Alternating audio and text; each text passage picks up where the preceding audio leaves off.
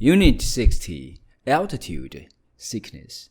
Mountain climbing is becoming a popular sport, but it is also a potentially dangerous one. People can fall. They may also become ill from drinking bad water. One of the most common dangers to climbers is altitude sickness, an ailment that can affect even very experienced climbers. Altitude sickness usually begins when a climber goes above 8,000 or 9,000 feet. The higher one climbs, the less oxygen there is in the air.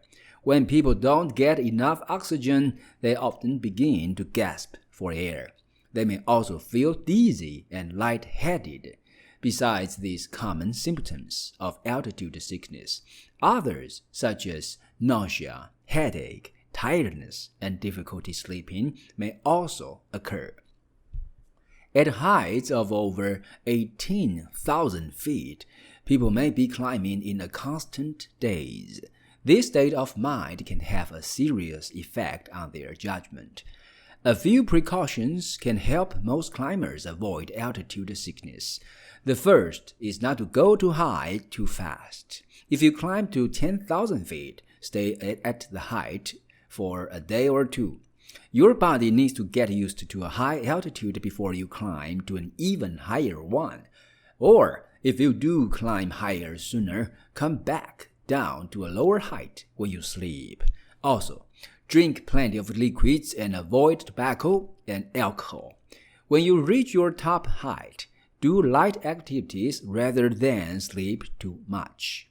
You breathe less when you sleep, so you get less oxygen. The most important warning is this: if you have severe symptoms and they don't go away, go down. Don't risk injury or death because of overconfidence or lack of knowledge.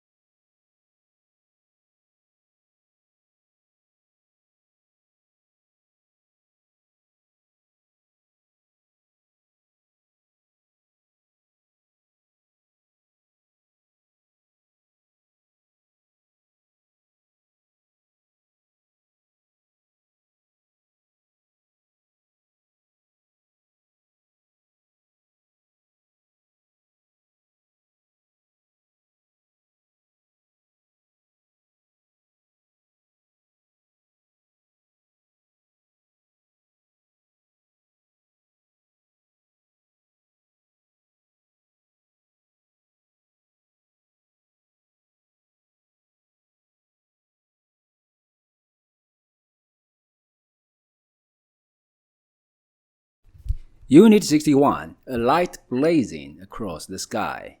When you look up at the night sky, what do you see? There are other heavenly bodies out there besides the moon and stars. One of the most fascinating of these is a comet. Comets were formed around the same time the Earth was formed, usually about 5 to 10 miles across. They are made up of ice and other frozen liquids and gases. Now and then these dirty snowballs begin to orbit the sun just as the planets do. Scientists know of over 100 comets in orbits that sometimes brings them fairly close to Earth. As a comet gets closer to the sun, some of the gases in it begin to unfreeze. The gases combined with dust particles from the comet to form a cloud thousands of miles across.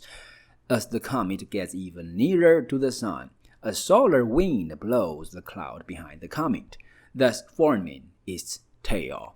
The tail and the generally fuzzy atmosphere around the comet are characteristics that can help you to identify this phenomenon in the night sky. In any given year, about a dozen known comets come close to the sun in their orbits. There may also be a dozen or more newly discovered comets. The average person can't see them all, of course. Usually there are only one or two a year bright enough to be seen with the naked eye. Comet Hale-Bopp, discovered in 1995, was an unusually bright comet. Its orbit brought it relatively close to Earth, within 122 million miles of it. But Hale-Bopp came a long way on its earthly visit. It won't be back in this vicinity for another 4,000 years or so. Unit 63, the world's greatest athlete. Many people are good in one athletic event. A few excel in two, but very few can compete in a sport requiring skill in 7 different events. Jackie Joyner-Kersee is someone who could. Some have called her the world's greatest athlete. Even as a child, Jackie Joyner wanted to do well in many sports. In high school, she competed in volleyball, basketball, and track. Basketball was her favorite sport then. She attended college on a 4-year basketball scholarship. She became a basketball All-American. After marrying her coach, Bob Kersee, Jackie began focusing on track. One of her best events was always the long jump. Over the years, Joyner-Kersee has won many long jump medals. These include an Olympic gold medal and several world championships. What about the sport with 7 different events? It is called the heptathlon. Besides long jump, it includes events like hurdles, high jump, and shot put. Joyner-Kersee competed in this sport in 4 different Olympics. She won 2 gold medals and 1 silver. Joyner-Kersee has succeeded for 2 reasons. Her great athletic ability is one thing, but she also possesses great mental toughness. That toughness helped her triumph in spite of her serious asthma and allergies. Joyner-Kersee's last Olympics was in 1996. After that, she played professional basketball for a while. She did 1 final heptathlon in 1998 and then retired at the age of 36.